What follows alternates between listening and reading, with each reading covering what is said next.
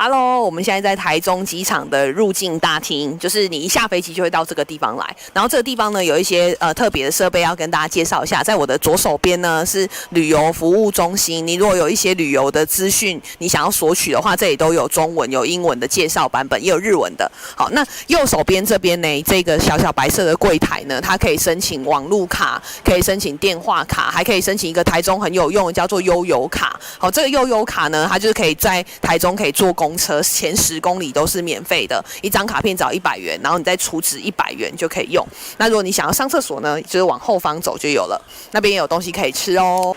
好，然后顺着走过来呢，这边就有租车的柜台，还有行李打包的柜台哦，这边都有提供服务。行李打包应该是要回家的时候比较会用到。然后接着再走过来，这边就是出境大厅，就是要坐飞机的时候会来的地方。这里有一些重要的设备也要跟大家介绍一下哦。然后搭公车就从这里下去，会有大客车等候区，就可以从这边搭公车或坐计程车，这里也有。好，接着走过来呢，这边就是出境大厅，就是要坐飞机的时候。然后这边也有一个，这是中华电信的那个电话卡。台湾的话还是中华，如果你要去比较深山的地方，可能还是中华电信会比较好用，讯号会比较通畅。这边也可以投旅游平安险，是台湾人寿的旅游平安险。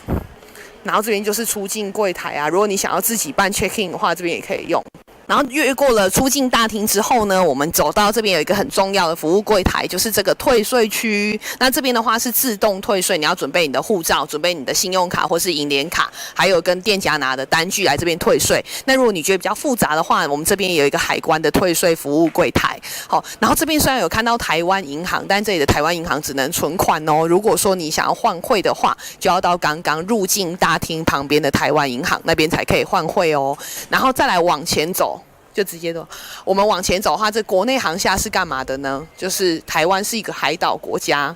好，那我们这边这个地方呢，就是如果你要到澎湖、要到金门、要到马祖，我们就是直接把行李拖到这边来，你就可以坐飞机到金门、马祖咯。好，那这边的话是台中机场的国内线大厅。如果你在台中已经都玩差不多，然后想要到离岛玩，比如说澎湖、金门或马祖的话，就到这边来搭飞机哦。好，那我们这次台中机场的介绍篇就到这边完成。那如果说你有什么问题的话，记得在下面的留言处可以留言问我们。那如果你觉得这篇影片非常的棒，记得帮我们按个赞，或者是你想知道更多台中的美食，或是活动，或是景点的话，记得要按订阅，我们会有越来越多的介绍哦。谢谢大家。